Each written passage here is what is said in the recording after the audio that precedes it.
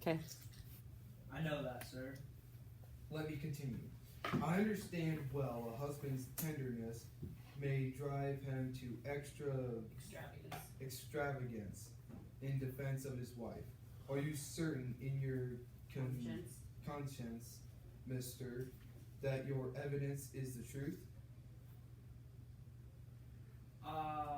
It is, and you will surely know it. And you thought to declare this revelation in the open court before the public? I thought I would, with your permission. Now, sir, what is your purpose in so doing? Why, I would free my life, sir. There lurks now nowhere in your heart, nor hidden in your spirit, any desire to undermine this court? Why, no, sir. Aye, Your Excellency. Mr. Sheever. I think it be my duty, sir. You'll not deny it, John. Where we come to take his wife, he damned the court and ripped your warrant. Now you have it. He did that, Mr. Hale.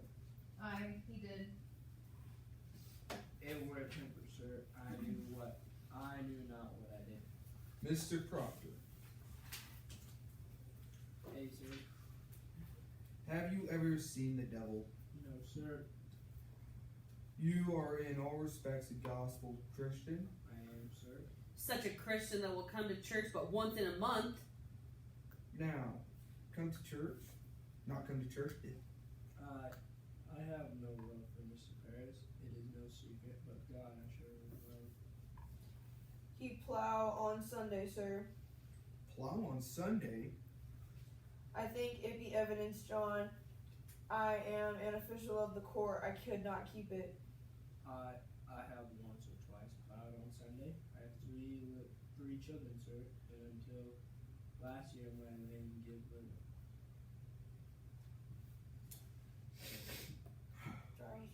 Oh no.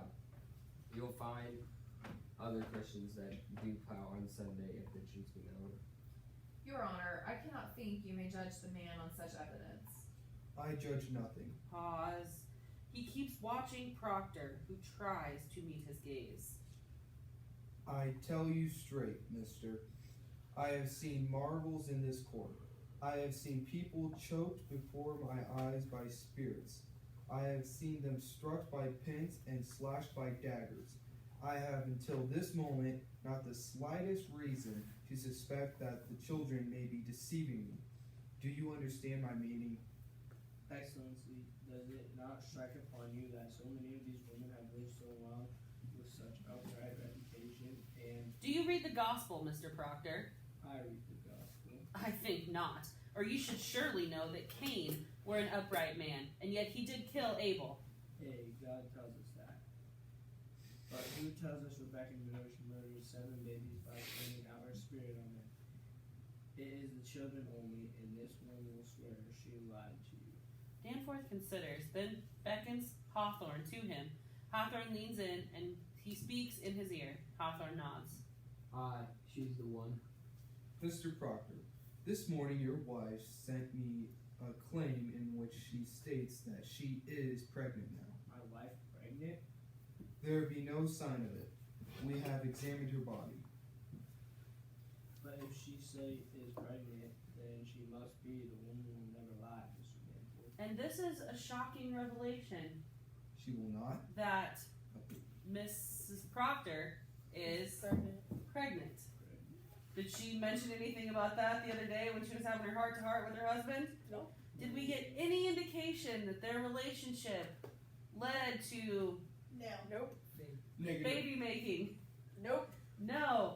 And yet here she is telling Danforth She's pregnant. she's pregnant. Now what does that mean in terms of her She can't be hung. prosecution? Elizabeth. Okay. Right, she won't be hung. They're not going to execute a pregnant woman. They're not Not part that of this. bad. Okay. Danforth, read that one again. She will not. Where? She will not? Never, sir, never. We have thought it too Convenient. convenient to be credited. However, if I should tell you now that I will let her be kept another month, and if she begins to show her natural signs, you shall have her living yet another year until she is delivered. What say you to that? And John Parker can't speak because what did he tell Danforth was his reason for coming to court today? To get his wife. To free his wife. And Danforth is saying, She can have another year if she's pregnant. your wife is safe for a year, so you should just turn around and walk back out the door. Okay, go ahead, Danforth. Come now. You say your only purpose is to save your wife. Good then. She is saved at least this year. And a year is long. What say you, sir? Is it done now? In conflict, Proctor glances at Francis and Giles. Will you drop this charge? And why does he pick those two men to look at? Because Giles is going nuts. Because their two Wives are in jail too. wives are Also. not safe. Earlier today, Rebecca Nurse was sentenced, or was charged with the murder of the Putnam babies, and Martha Corey is on trial For reading. right now as we speak inside the courtroom. Okay, Proctor, I cannot. and Danforth is like, you lied to me. Then your purpose is somewhat larger. He's come to overthrow this court, Your Honor. These are my friends. Their wives are also accused. Danforth with a sudden briskness, like he's not going to tolerate this dishonesty from Proctor. I judge you not, sir. Oh, I am ready to hear your evidence. I come not here at the court. I only. Marshal, go into the court and bid Judge Stoughton and Judge Seawall declare recess for 1 hour, and let them go to the tavern. If they will, all witnesses and prisoners are to be kept in the building. Hey, sir, and just to put one more word in. if I may, sir, I know this man all my life, and he's a good man, sir. Go ahead. I'm sure of it, Marshal. And Herrick leaves. Now, what disposition do you have for us, Mr. Proctor? And I beg you be clear, open as the sky and honest. He takes several papers out. I am no lawyer, so I'll. The pure in heart needs no lawyers. Proceed as you will. And he gives it to him. Will you read this first, sir? It's a sort of testament. The people signing it give a good opinion of Rebecca and my wife and Martha Corey. And he looks at it, and Paris is appalled. Their good opinion, like anybody who supports Nurse, Proctor, or Giles could possibly have a good opinion.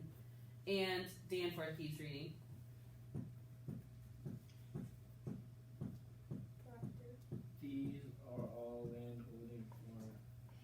These are all landholding farmers, members of the church. And he points out a few of their names. If you'll notice, sir, they know the women many years and never saw no sign they had dealings with the devil. Paris nervously moves over to read over Danforth's shoulder, and Danforth keeps looking. How many names are here? 91, Your Excellency. And Paris is totally panicked. These people should be summoned for questioning. And Francis is like, ooh, bad suggestion. Mr. Danforth, I gave them all my word no harm would come to them for signing this. Why the heck do people read that have lines close together? This is a clear attack upon the courts. Oh, is every defense an attack upon the court? Can no one... All innocent and Christian people are happy for the courts in Salem. These people are gloomy for it. And I think you will want to know from each and every one of them what discontents them with you. I think they ought to be examined, sir. It is not necessarily an attack, I think yet. These are all covenanted Christians, sir, meaning they have promised, pledged their lives to the church. They should be trusted on their word. Then I am sure they may have nothing to fear. He gives the list to Sheever. Mr. Sheever, have warrants drawn for all these. Arrest for examination. Now, mister, what other information do you have for us? And Francis Nurse is standing there, open-mouthed, horrified. Why is he so upset? Because He he brought- brought the people that they weren't going to get in trouble for We brought fighting. trouble. Okay, they took around a petition and said, will you sign this to say that our wives are good? We promise nothing bad will happen. Please, we need your help. And they got how many signatures? 91. 91. They bring it to court, and what does Danforth do? Writes warrants. Let's go arrest look them. at her. Has all 91 of those people arrested. And Francis Nurse, good, kind-hearted man, feels guilty, awful for what he has brought down upon these people. I'll tell you what, if I was one of those people, Danforth, Danforth would get a cap. You may sit, Mr. Nurse. I have brought trouble on these people. I have... No, old man, you have not hurt these people. If they are of good conscience, but you must understand, sir, that a person is either with this court or he must be counted against it. There be no road between. This is a sharp time. Now, precise time. We live no longer in the dusky afternoon when evil mixed itself with good and befundled the world. Now, by God's grace, the shining sun is up, and them that fear not light will surely praise it. I hope you will be one of those. Mary Warren lets out a huge sob. She's not hardy, I see. No, she's not, sir. To Mary, bending to her, trying to comfort her. Now remember what the angel Raphael. said to the boy Tobias. Remember. Do that which is good, and no harm shall come to thee. Come, man. We must come. We wait you.